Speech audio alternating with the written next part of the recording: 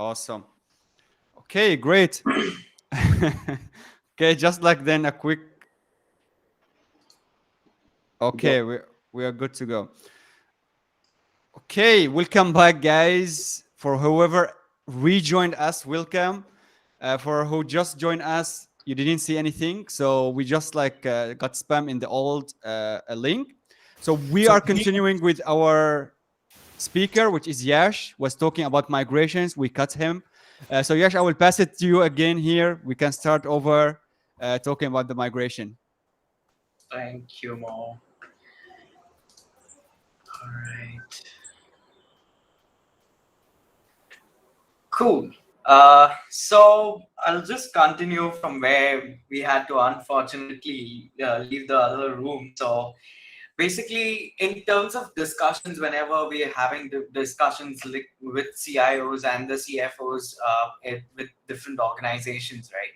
We've seen the pattern in terms of how customers are talking to us now. The way the discussion has changed, right? So previously, what we used to see is basically they were just concerned regarding how do they reduce costs, what do they need to do in terms of moving like building production workloads in their environment, and what sort of foundations do they need so that they don't have to reinvent the wheel, right? And some like work questions like how will my security controls map to AWS? But now, when we speak to the C-level folks, it's completely changed, right? Now they're focusing more on how do they build their capability in the organization. What's the how do they carry out transformation? What sort of value are they bringing to their customers as well as to their business users when they carry out migration to AWS, right? Then how do they accelerate their migration?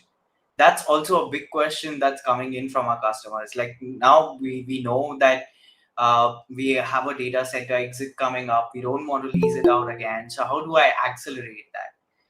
Then also acceleration, not just on the data center side, migration side, but even on the sustainability side, right? Because customers are also getting environmental, like they have their business objectives in terms of being environmental conscious. So they want to accelerate that particular journey as well. Then how do they engage business stakeholders? And in terms of security, how can they use cloud to de-risk instead of going and checking how my mapping control mapping would be done, right? So the conversation is slowly and steadily changing in terms of the C-level conversations. So now when we go ahead with a migration project, right, what we usually see is that enterprise migrations are very challenging. It's the not just the technicalities, but there are different business drivers as well as catalysts that you would need to look into when you're carrying out the migration, right? So in terms of building agility and staff productivity, if there's any outsourcing changes in terms of your end of life hardware or software, plus if customers want to carry out a data center consolidation, they have expansion plans for going global quickly. Now customers are looking out to how to expand their business. How do they go global quickly? What let's say they have a merger and acquisition strategy that they need to follow. How do they go about it? Improved secure, then there are topics like improved security and operational resilience, right? So now how do they leverage the automation frameworks that are available on the cloud, which can accelerate that?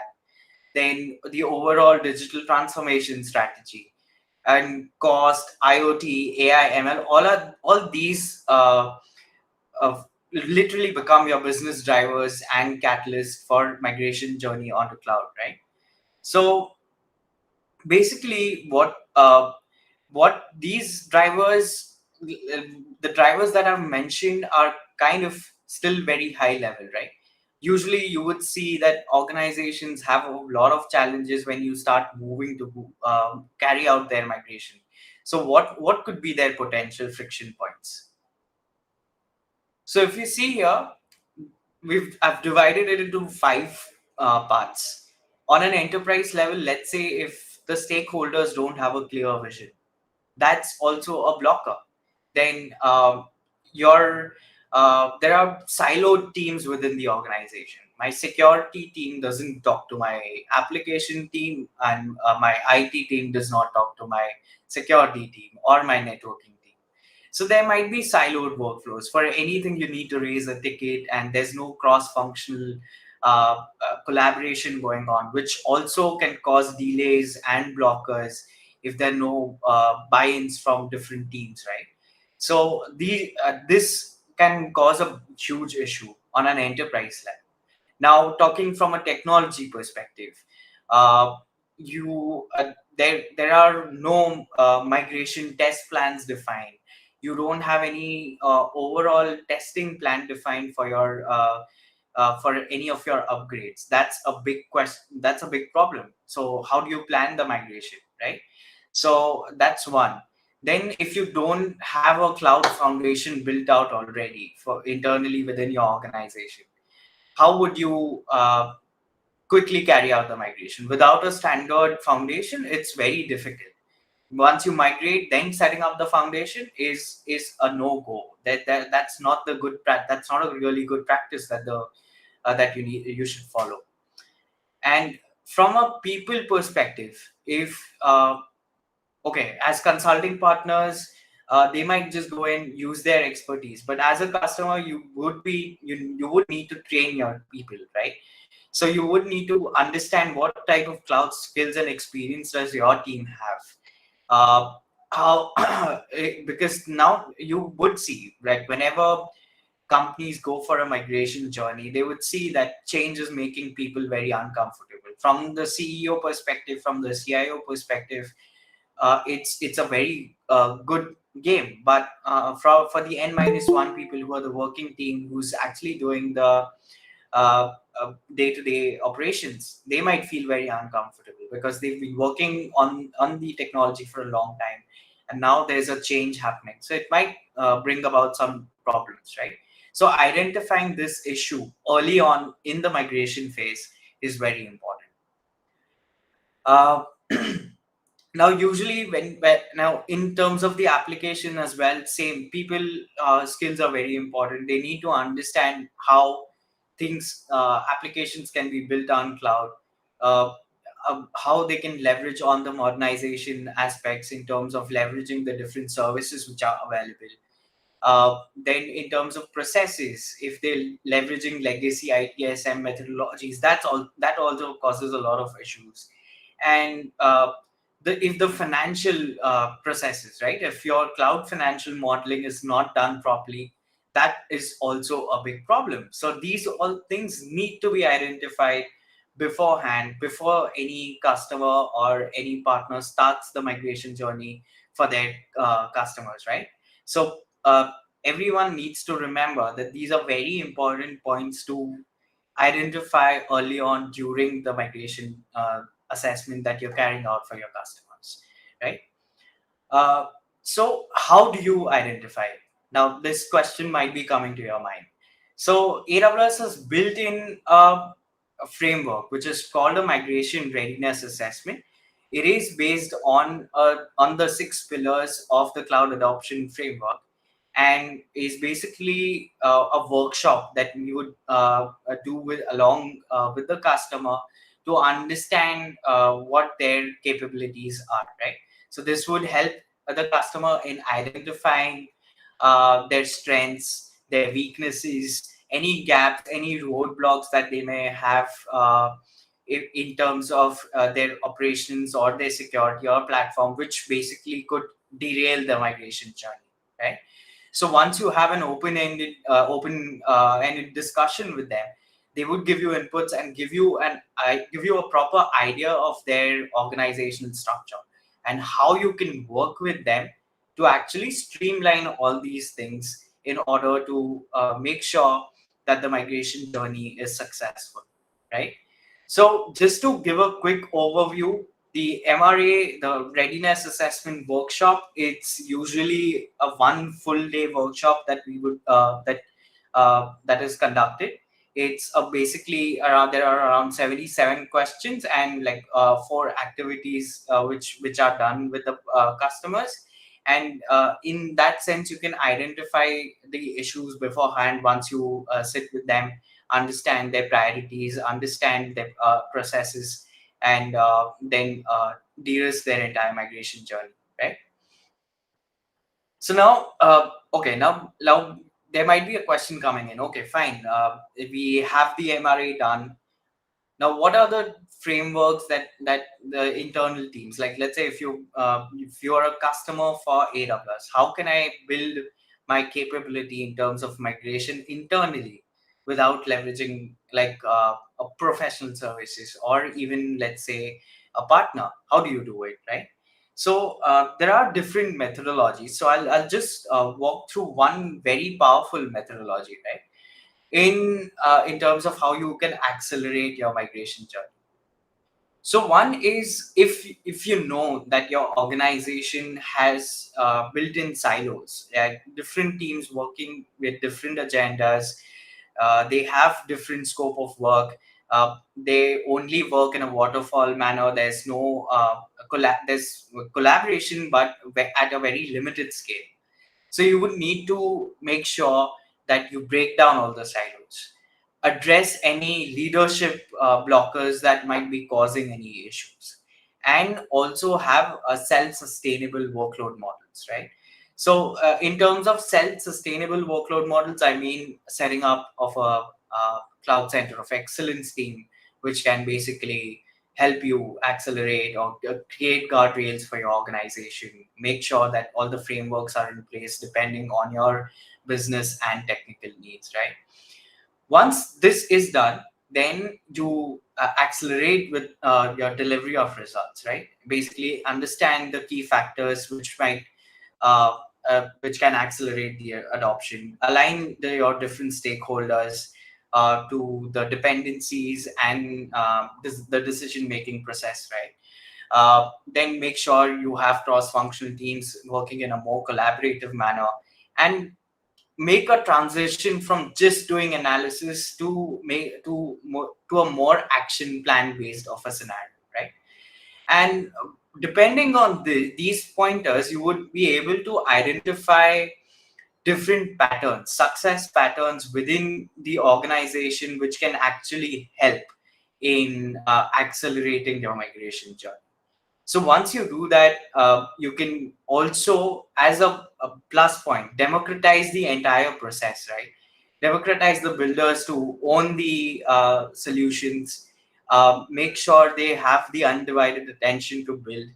They are empowered individuals to like simplify the processes, and this way everyone would get hands-on learning experience, right? So now you may think, okay, cloud. I spoke about cloud center of excellence. Now, as like, let's say if I'm just starting off my cloud journey, is it that easy to set up a cloud center of excellence team? No, not at all. So, what is a typical process in terms of or what is the envisioned process that we usually recommend to our customers, right? It's based on three different patterns. So one is when you're just starting off your cloud journey, basically you would just focus on the set up a cloud foundation team, right? So in this team, you would put your AWS foundation in place. Uh, Basically, have the landing zone created technically, but in from a team structure perspective, you would have your product manager, training and enablement lead, finance lead, architect, and a few platform engineers to lead the entire operations, right? And this would lead you to carry out the first few development projects and the migration projects that you have. So in this first 6 months, you're basically creating a foundation of the team. You're creating the foundation on AWS, as well as you'll identify a repeatable pattern. in terms of how your cloud center of excellence team would work, right? So once your 6 months are done, uh, as and 6 to 7 months are done, your team is quite comfortable in the way it's working. Now you would see that your migration is getting accelerated based on the number of workloads getting onboarded to the cloud, right? So your development number of development teams, the applications, workloads, and cloud enablement products would grow. So you would need to do something like a subdivide and specialize. So this would include creating a dedicated cloud business office, and a dedicated cloud platform engineering team. So this would basically tie up very closely with your business office, which would focus on the line of business requirements, skill enablements, onboarding, organizational change management, even financial management, and of course your cloud delivery as well, right? But now you're seeing that the cloud platform engineering team is also there. Now what is their aspect, what are their roles and responsibilities? So the engineering team would focus on the technical details and the architecture required for their applications to meet scale, security, resilience, and the operating model associated with each of the applications, right? So this cloud platform engineering team would specifically not just contain people from the security operations and platform, but you would need a dedicated scrum master and product owner for each team, right? So once, let's say, 1 year, you've been very comfortable, everything is working perfectly fine, there's no issue in the first year. Now it's time to scale the entire organization, right? So in this particular scenario, when the migration project scales past the first year, we find basically you would just need to repeat the pattern in terms of the subdivide and specialize sort of a scenario, wherein the cloud business office would help you in terms of scaling the project. The business of the cloud office teams would again dedicate themselves in terms of onboarding, in terms of their organizational change management and training. And the engineering teams, you would just need to add more people so that they can actually come in and carry out certain site reliability tasks rather than just the mundane managed services aspects, right? So these all would come into your CCOE model, and make sure, like, let's say if you're a customer, this would act as your framework for your migration journey. Now if you're a partner, if you're a consulting partner going ahead and working with a customer, you can attach yourself as part of the cloud foundational team and the initial cloud enablement engine team, right? And once the customer becomes mature on cloud, 1 year they have spent with you in understanding how processes work, how a specialization can be bought in, then you move out of the project after a year or so in terms of the cloud center of excellence. But yeah, you can still be engaged with them on a long term perspective with different projects going on. So yeah, that actually brings me to the end of my presentation. uh, this QR code would basically just is just a link to my LinkedIn profile. So if you are interested in connecting with me, if you have any questions later on after the session, you can reach out to me and I'll be happy to have a discussion with you. Yeah. Thank you. Over to you. Awesome. Thanks, Yash. That was very interesting. Uh, we are open to question. I have a couple of questions for you. You mentioned like a bit of leadership. You need to evaluate the leadership in the company, right? Yes. Uh, what did you face like problem with the leadership when you were trying to convince them to move to the cloud? Because I know some people still, not very familiar, and you need to put some effort to convince them, right? Can you share with us some stories you face about this topic? Sure. So basically the different scenarios, like every customer has its own story, right? But basically, what usual suspects are from the CISO side. They are very skeptical of using cloud because they come from a very traditional mindset of using the on-prem environment.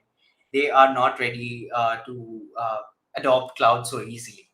So they would come with a bunch of regulations, and that's their main concern. That no, just because of the myth that cloud is not secure, they just don't want to move ahead, and they would bring in their veto power. So it's our responsibility to educate them, to make them understand how security works on AWS, how fine-grained controls can help them secure their environment, and what automation frameworks that they can bring in to actually make their cloud journey more successful. Whatever they're following on-prem, they can do it on AWS, but with a lot of other tools and forensic things that they can actually help. So these are all, the education part is very important. Getting them aligned to the framework in terms of the mindset is very important. So CISOs, CIOs, you would usually have certain challenges around that. So make sure that you have a top-down collaboration done, you have a top-down alignment, and then start off with the migration journey. Because if you are midway through the journey and then someone from the top comes in, says, no, I don't want to do it, it's a bad thing for you and the company as well. So having a top-down approach is very important. Right, right. Very, very nice explanation. Awesome. Any other question, guys, related to? We have like two questions we can take, or one, as we are almost 8:20. So, any question, guys, for Yash about migration? If there's no question, I have one last question for you. I know now you are more focused on AWS, right? But you can see a lot of companies now they're using hybrid, using, for example, Azure with Microsoft with AWS, or using GCP with big data stuff and everything else on AWS. What do you think about this approach? I was like, do you like working with? Do you encourage hybrid infra on two different providers, or when you are migrating, or what do you think about this? So it's a, to be honest, it's a business call from the customers, right? So it's their own decision, and we can't really influence them in terms of no, we can't just go and say no. That's wrong from anyone's part, right? So basically, it's their own decision. We happily support them, but make them aware that multi-cloud might cause them operational issues, right? Because there are different aspects to how things work in AWS versus how things work in the other clouds. So they need to be aware. They need to be aware of the additional cost that they might incur, and so again, it's all about educating the customer, making sure that they understand how cloud works. Just following just following the trends that are going on might not help their business. So making sure that we help them and make them understand that the taking the right decision is very important. So getting them aligned is very important, and you can influence them in certain ways, but ultimately it still remains a business decision. Right, right. I do agree with you on the extra charges, and you have more complexity now on the whole infrastructure, right? Yeah. Great, great. Any last question, guys? This is your chance to ask Yash if you are facing problem with migrations. Yes, so I have one question for you. Sure. Um, yes, you might have participated in assessment discussions where customers assess multiple cloud platforms, right? Mm-hmm. So, being an AWS employee, or you're working on AWS since last many years, right? So, how do you convince uh, the customers if they're accessing multiple cloud platforms? Yeah, that happens on a day-to-day basis. That's not new. So it's basically for us, we basically try to give them an understanding of what value prop we can bring on for them, right? It's not just the platform, but also different things in terms of the culture, the digital innovation pieces that we bring in. So there's a different value proposition that AWS can bring in for their customers. And we try to help them not just from an IT perspective, but from an overall perspective. And that gives them more confidence and makes them take right decisions at the right time. So you Okay. mean you're completely customer obsessed during those discussions as well? Yes, 100%. All right. Awesome. We are asking Yash some hard sensitive question, man. He's working with AWS, but I love how he's handling the questions. Awesome. Great, He's a guys. pro at that. Yeah, I love it. Great. So thank you, Yash. Guys, do reach out to Yash if you want to any help on migration on LinkedIn. I'm pretty sure he will be happy to help you. So if your VP, your CTO is not convinced, take some tips from Yash and Or yeah, uh, you can just bring me in front of your CTO. I'll have the conversation on your behalf. Don't worry about it. right, right. Awesome. Thank you, Yash. I see Muhammad asking one question about infrastructure as a code, which we have a full talk about that. So maybe we have Akesh will answer that question. Awesome. Thank you so much, Yash. Hopefully, we'll see you again in our meetup groups. 100%. Thank you so much. Great. Uh, okay, so for today, we don't have any hiring announcement. If you want to hire for your team, again, this is the best place to hunt some good talents. AWS is always hiring. See, if you want to work with Yash and work on migration, do reach out to him then.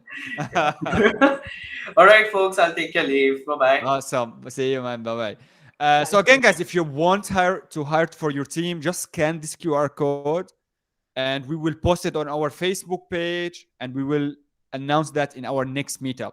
Okay, so I will leave it just for a few minutes. And if you are hiring now for your team, just leave that in the chat. Let people reach out to you. Because again, this is the purpose for our community to help people find job and get more salary. Awesome.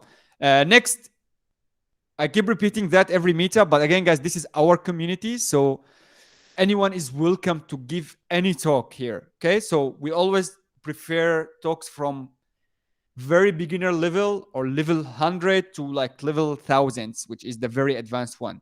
Okay, we really like to have a beginner topic, as a lot of people come, they want to learn about the cloud, they don't want a lot about the cool stuff yet. So please feel free, scan this QR code. If it's your first time you are giving a talk, you want help in the presentation, if you need your slides, we can give you a help as well. Do reach out to us, so we will help you in preparing your slides and giving you some tips as well before you go live. Okay, so I will leave this one just for a few seconds.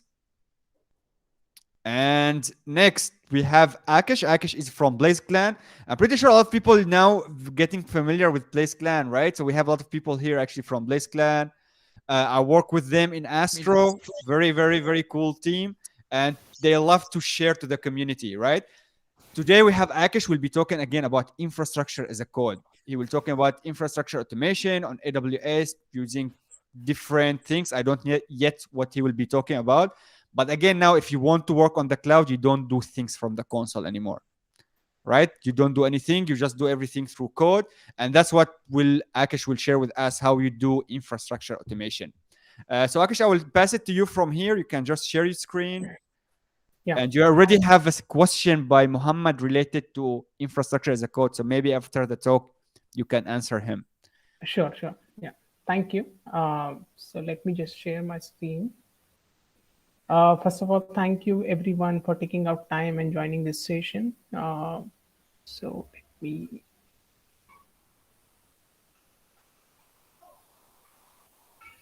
How can we share presentation in a presenter mode here? You see near your mic down near the like The up arrow key. yeah, there's something present Up. now. Yeah, up arrow key with present now. Correct. Awesome. I hope you all can see my screen. Yep, it is Very, visible. very clear. Okay. Yeah, maybe you can just go into the presentation mode. Yeah. I'm sorry, I'm doing this for the first time on, I think, Google Meet. or maybe I've done it in the past, but I'm not able to recollect. Now you are a Teams guy, man. That's why. That's right, Tanu. Yeah, You just forgot your besides old that, just roots. besides that, Yeah. the last icon there. This Yeah. Yeah, one? that's right. Yeah, Got that's that. correct. Okay. All right. So, all right. So yeah, in this session, we'll be talking on infra automations on AWS. Okay. Now, this won't cover just infrastructure as code, but on top of infrastructure as code, we need to build some custom tools or custom functionalities, right? Which can help us in our day-to-day life. So, uh, so we'll focus more on those aspects in this session. So, yeah. So agenda will be, to understand what is automation, and the very important how to build a thought process, uh, while thinking about automations. So this is very important point that we'll be discussing in this session. And then we will have few automation categories and their use cases, just to get you sense of automations, right? And lastly, we will have a demo on couple of use cases, so it will give you a good idea, what we just discussed, what we are going to discuss in this session. All right. So I think nowadays everybody is aware of automation. I don't need to explain it again, but in a layman English, so this is just implementation of tools and processes to reduce manual intervention. That's the Sorry simple. to interrupt, Akesh, Yeah. but is the presentation clearly visible to everyone? It's not went into presentation mode. It's Yeah, and it's stuck on the very first. Oh, yes. is it? Yeah. Yeah, can you just click on the presentation one maybe? Yeah. Just double click Just it a on minute. first slide. That will Let also do. me, yeah, let me share my entire window. Maybe that will help. Yes.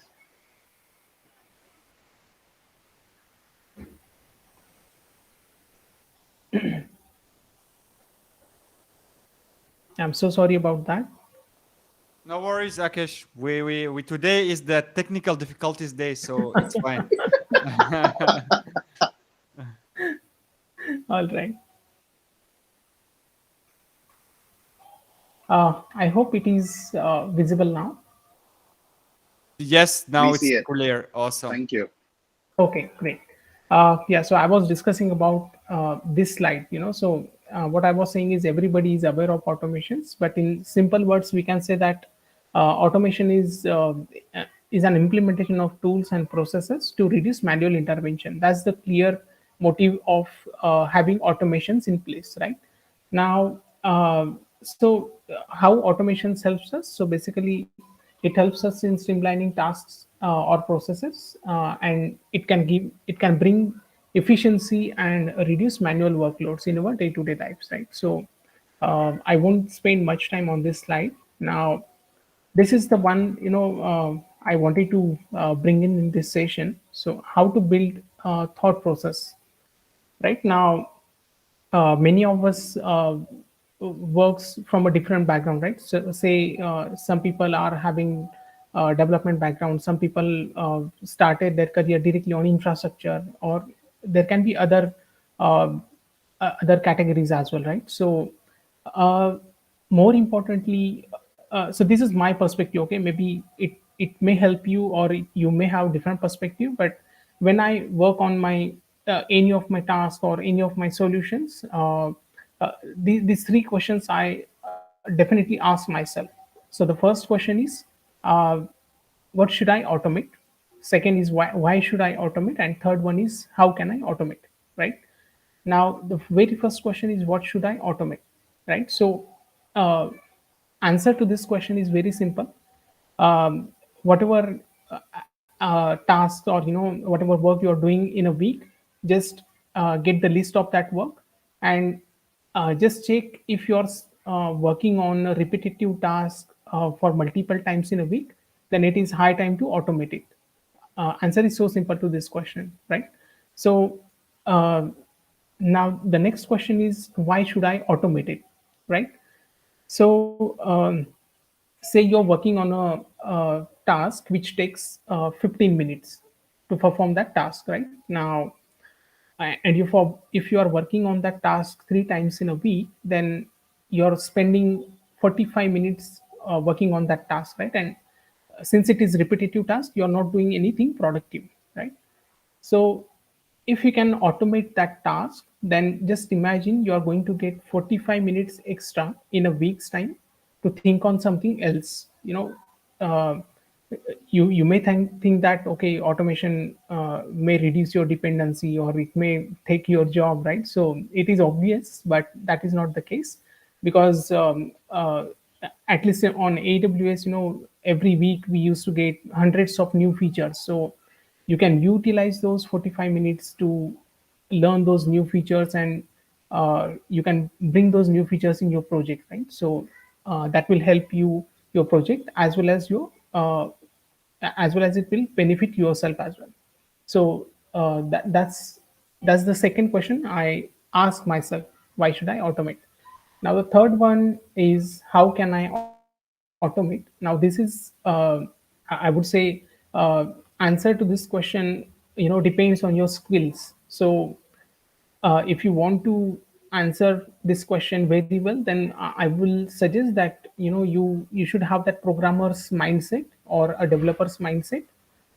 Then I'm sure that you can think on many solutions uh, to answer this question, right? So just keep in mind, you should ask these three questions in your day-to-day life.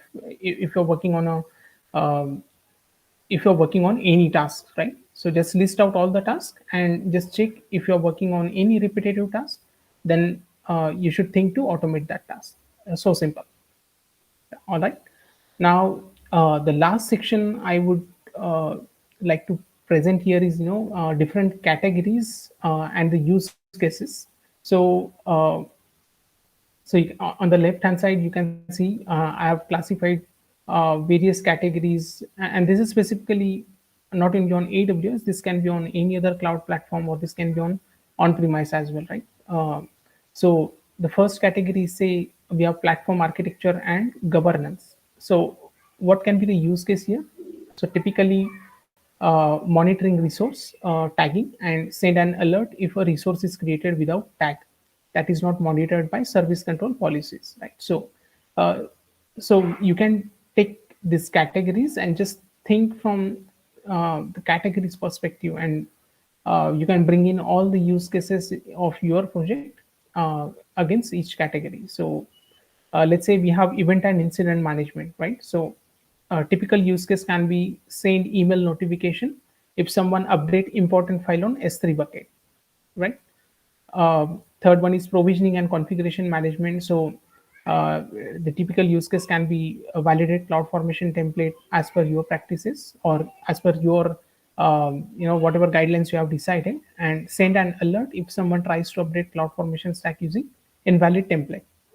It can be maybe naming convention or invalid tag or something like that. So so we can have such categories on any cloud platform or any data center, and we can club all the use cases to get against these categories. So I won't go through all the categories here. Maybe I'll just keep this slide as it is for next few seconds. You can just read all these categories and the use cases that I have mentioned here. So you'll just get um, sense of the automations.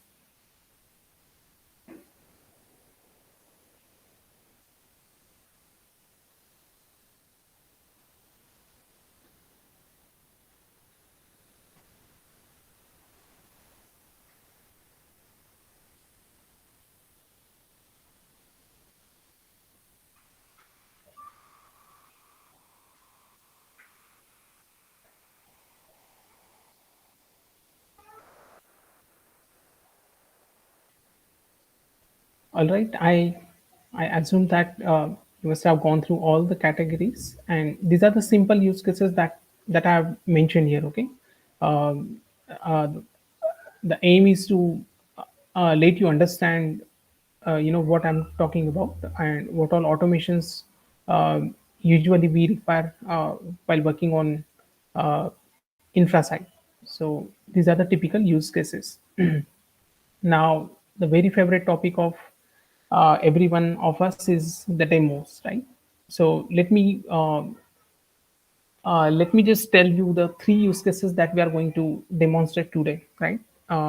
So, and these are the real-time use cases. Okay, I mean to say, um, while working on my project, I got these requirements, or maybe I used to get frequent uh, questions or requirements on these things. So I thought to automate it using these three questions only. So the very first use case that will be having is we have CloudWatch metrics, right? uh, we have multiple resources which are pushing data to uh, CloudWatch, right? Say Lambda, we have ECS applications, we have RDS, we have VPC flow logs, etc., etc., right? So there are n number of resources which push data to CloudWatch. Now, what happens is, if you're not configuring retention period very well, then you may end up with paying more cost just for the CloudWatch cost, right? So now, how can we prevent this? You cannot go to each CloudWatch log group, and you cannot check storage, stored bytes of each log group, right? So what if you have a single page view of all the CloudWatch log groups and store bytes of each log group? Won't it be easy? Of course, because you're going to get a single page view of all your CloudWatch log groups. So this is a simple use case, and uh, I'll show you how I have built that serverless module for this particular use case. And I think to answer the Mohammad's question, we'll cover the infrastructure as code as well in this demonstration, right? So let me just go to the. You all can see my screen, right? Yep, you can see it. Yes, Akesh. Okay, great.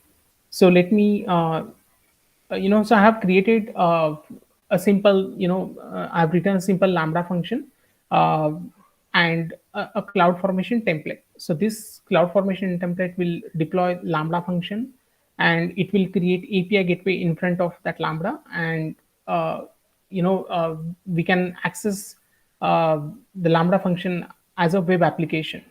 So this is a pure serverless application. Um, so we'll do it here.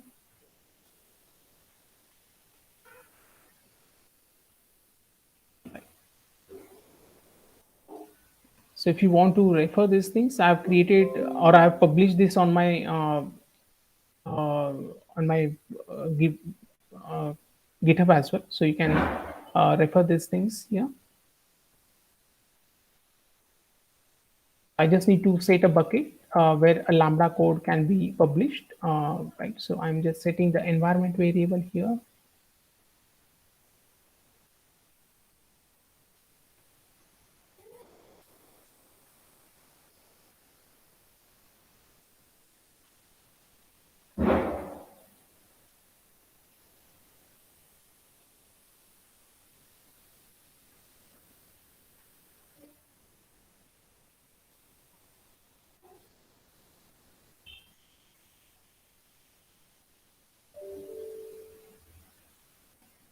And that's it.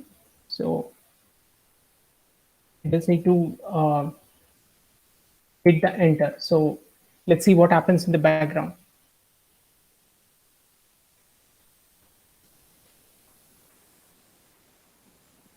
So, Akesh, a quick one while that's happening in the background. Mhm. How do you manage the complexities of multiple lines of code? So, just to give you a quick context here, let's say you are writing a cloud formation template. Okay, let's say that is to baseline your security policies, which would include your users, groups, and roles for a certain account, right?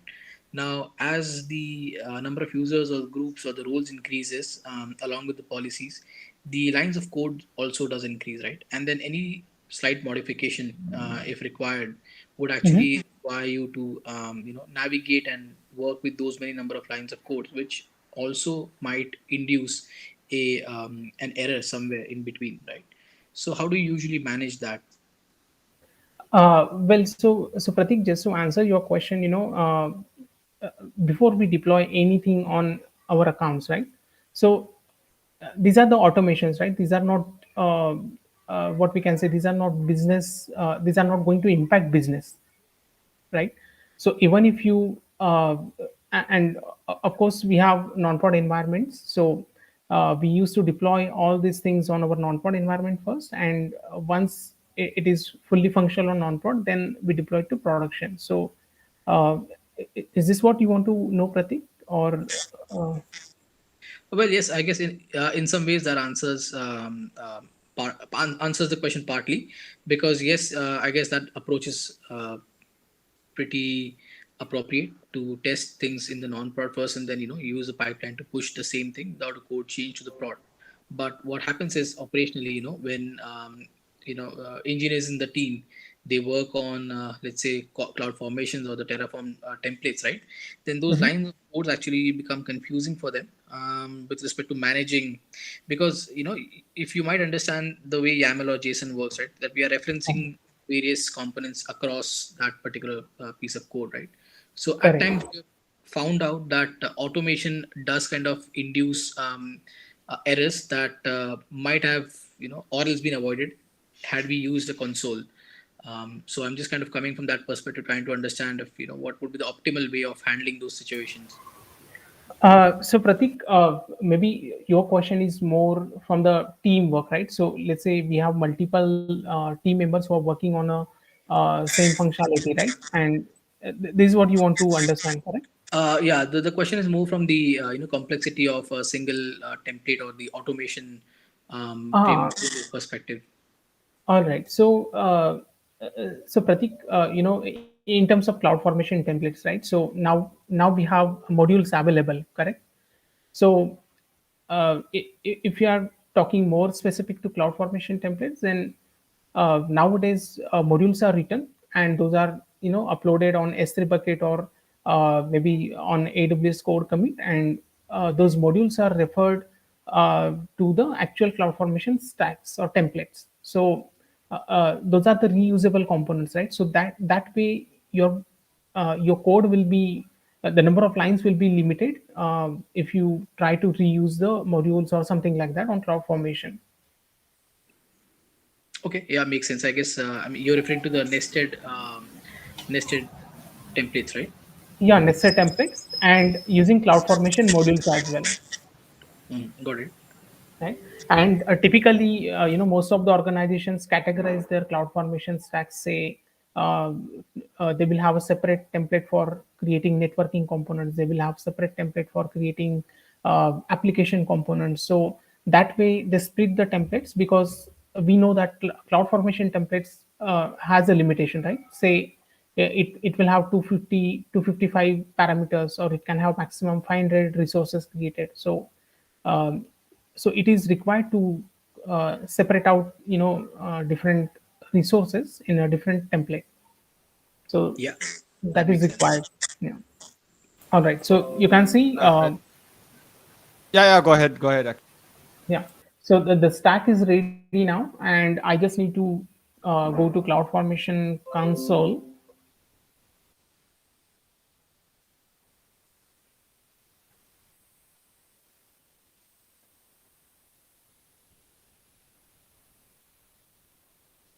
Yeah, so this is,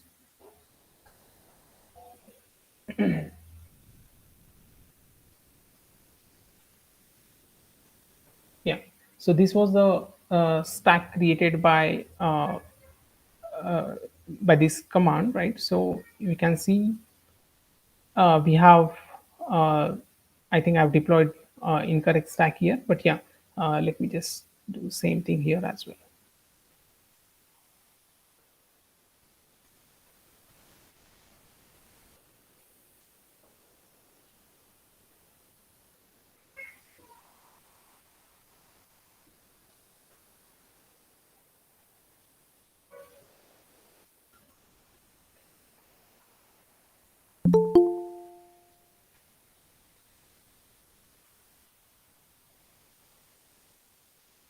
So just to give you an idea, you can see this template has created so many resources here, and we don't have to do anything, right? So CloudFormation template will manage all these resource creation, including API gateway, Lambda, IAM roles, and whatever resources we need to execute this functionality.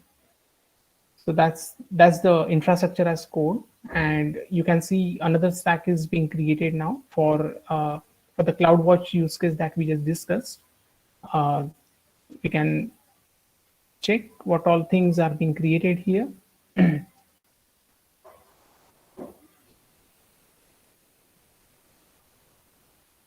So it is now creating API gateway, role policies.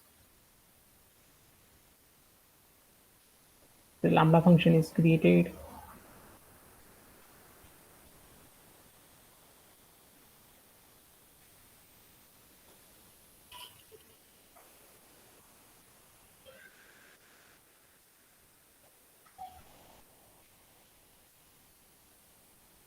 All right, that's it. And you can see in the output we have got the API gateway URL. I just need to click it, and we can see I'm having all the CloudWatch log groups on a single page. Now this is my personal account, so I only have 5 log groups, CloudWatch log groups. So I can see all the log groups on a single page, and data stored by each log group. If you try to find out this thing from AWS console, you have to traverse to each and every CloudWatch log group, and you need to identify stored bytes by each log group, right? So so if I find here a particular log group which is having huge data, say 500 GB, 200 GB, something like that, so I can take immediate action on those log groups to save cost, right? So this is one use case. Now the second use case, while working on a project, the customer was running ECS applications. So at that time, whenever a developer used to deploy ECS service, they used to contact Infra team just to check if the service is stable or not, right? I understand. I hope you understand what is ECS service stability. That means if their application is running successfully or if it failed to launch, right? So they used to contact Infra team all the time, and if Infra team members are busy somewhere, then uh, just to check the stability of service, they had to wait for for an hour. So we understood this thing, and we automated this particular use case. So let me just deploy that thing as well. So uh, it will help you to understand how that automation piece solve the use case.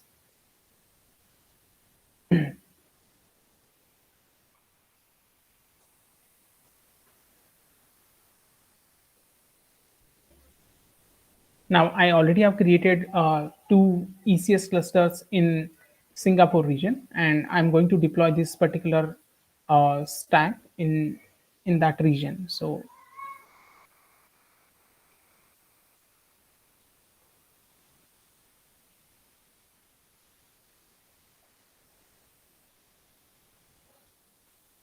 yeah, you can see here stack is being created. Let's just have a look at ECS clusters.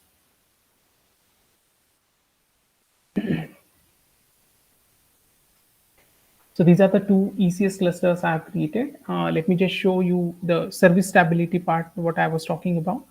So if you go to the microservice application, you will find, yeah. So this means this application is running perfectly fine, right? There is no issue.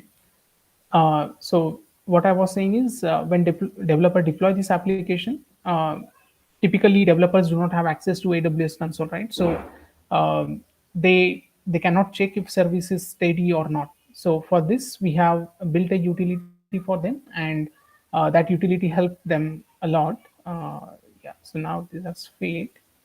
Issue.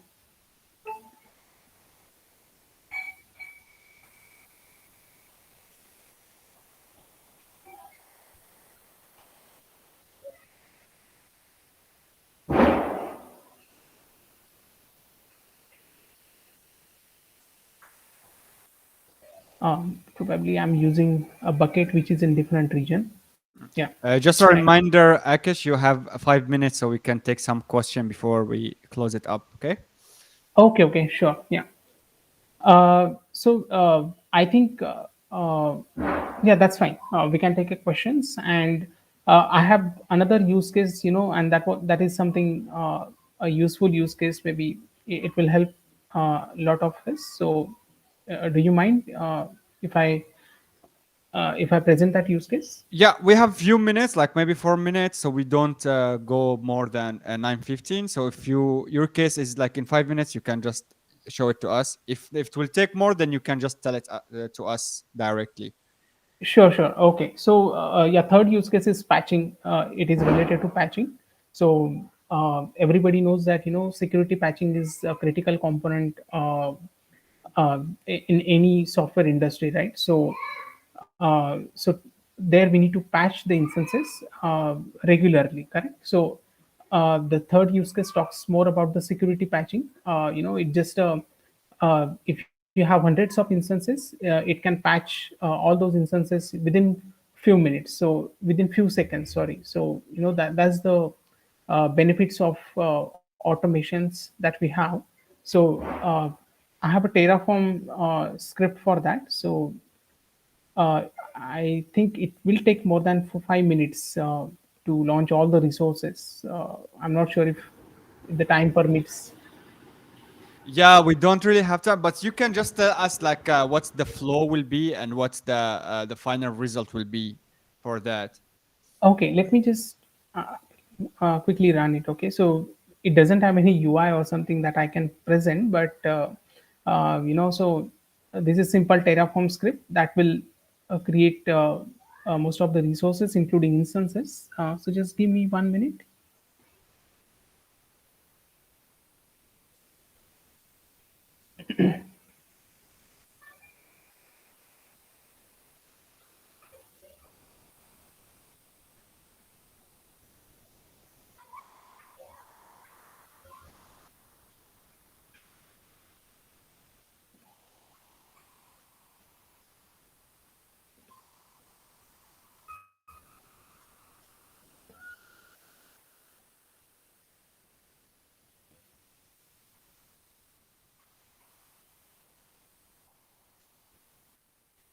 So is there Uh, any reason why you are doing this? You are using suddenly Terraform, like why we are not still using CloudFormation? Well, Terraform has its own benefits, right? For example, it is cloud agnostic, so we can have multiple cloud platforms. We can use Terraform with multiple cloud platforms, right? So that's one of the benefit, and I like the modules part of Terraforms, right? So we can have um, the kind of software application that we develop. So similarly, we can develop infrastructure as a code using Terraform. It can have modules. It gives us lots of reusability, and development is quite easy if you use Terraform. So that's why typically most of the customers or lots of organizations are using Terraform nowadays. Right, and I like the documentation even more actually in Terraform. It's easier. Yeah, it Yeah. allows us to comment things, correct? So there are lots of pros and cons, both these services gives us, but yeah. So again, Akash, if it will be take some times to create it, that's fine because we are running out of time. So you can just like share us with your point about Terraform and CloudFormation, and so we can jump up to some question because we don't have a time yet to go with the whole flow of deploying the Terraform, right? Sure, sure. Yeah, Yeah. no issues. So yeah, if you have any questions, then yeah, we can take it up. I do have actually a couple of questions I Mhm. want to know, but let's keep the question from the guys who are attending here. So, guys, anyone have a question? I can see. Yeah, I have a query. Awesome. So Yes, Vishwan. it's related to Akesh. It's related to your use case number 3. Mm-hmm. You're talking in the use case. It is mentioning like as cloud formation best practices. So what exactly that means? I mean, invalid templates you were talking about in the use case, right? What, I mean, I didn't get that point actually. So Okay, all basically, right. everybody written, I mean, the CloudFormation will verify it in the console all itself, whether it is Mhm. upload, I mean, all the spaces and if you are uploading the YAML template, anyway, the Correct. console will tell us whether the template is in correct order or not. So I didn't get your use case, what exactly you're looking for to automate in that one. Yeah, yeah, sure, sure. So Krishna, see, so cloud formation template will be validated by CloudWatch, cloud formation service, right? Yeah. So typically it validates if you have provided correct properties, if you have, if you are using right dependencies or not, right? So all those things will be validated by cloud formation service. But say you have some naming conventions defined for cloud formation resources. We call them as logical IDs, right? Yeah. So, for example, you want to use your logical ID has to be in a capital case all the time. So, cloud formation service is not going to validate that thing, right? Yeah. You have to build your own or custom validators there. So I was talking about those validations. Okay. Any other one more use case like logical ID? Apart from logical ID, Yeah. say yeah, say you have parameters, right? So for example, in some cases we use security groups are hard coded, right, in the template, Yeah. and you want to make sure that there should not be any hard coding in your template. Everything has to be parameterized, or everything has to be Uh, imported from some other templates, right? we'll So provide you the can. list option also there to choose from the console itself. Yeah, yeah. So, but for that thing, you have to define parameters, right? You Correct, correct. you have two Parameters, yeah. choices. Either you can give parameters, or you can hard code security group IDs in the template, correct? Yeah, So, correct. cloud formation is not going to check if you have used parameters or not. So, that can be the second validator in your case. Okay. Okay. There's on the question. One more thing is like stack versus nested stack. I know nested stack is for reusability purpose. Mm-hmm. Will segregate the application stack and EC2 networking stack, everything. So, what Mm-hmm. exactly stack versus nested stack? I mean, I'm looking for a legitimate definition because in each interview, every people define their own thing set of definitions there. So, is there any, definition like, proper justifying definition for stack and nested stack so that, Uh, universal definition like that? just think from the dependency perspective. Okay, say you want to launch an EC2 instance, right? Yeah, What is the prerequisite to launch an EC2 instance? You should have VPC, you should have VPC, subnet, you should have security AMI. group, right? Now, let's say you are going to have different categories for your resources. Say VPC, subnet, security group has to be created by network stack, and EC2 has to be created by application stack. Correct? Yeah, correct. Right? So in that case, in your EC2, so the cloud formation stack where you're creating EC2, there you can have nested stack to create VPCs, Yeah. right? So yeah, so from dependency perspective, you can think, Krishna, and that's the only motive there. Uh, Correct. But they used to tell that in the single stack we can define everything, right? Some VPCs and everything. I mean, easy to stack.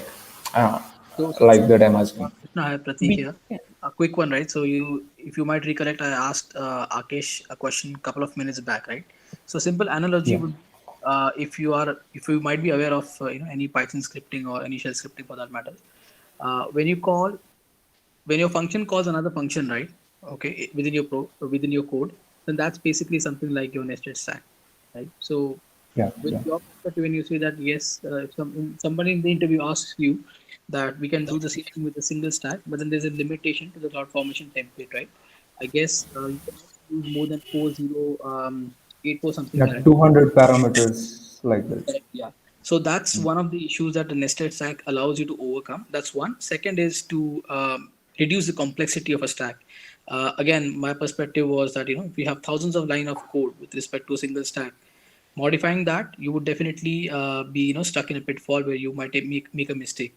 Also, referencing might be that much more difficult, but with the nested stack, you just make a change to a certain module or a certain stack, and since that's only being called in a single stack, you don't need to actually change the name of that, right?